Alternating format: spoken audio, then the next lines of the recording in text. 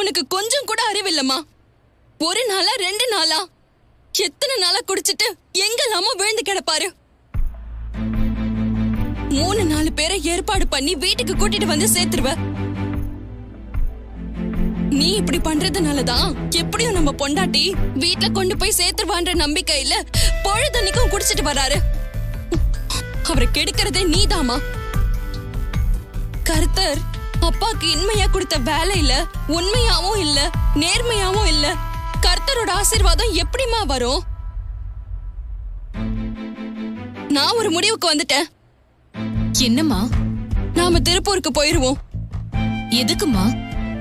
அங்க நிறைய ஜவுளி ஃபேக்டரிஸ் இருக்கா. எப்படியாச்சும் நமக்கு வேலை கிடைக்கும், பொழைச்சிக்கலாம். என்ன சொல்றமா? கொஞ்சம் பொறுமையா இருப்போமா? இன்னும் பொறுமையா? எதுக்கு? மனைவிகளே, உங்கள் சொந்த புருஷர்களுக்கு கீழ்ப்படிந்திருங்கள்.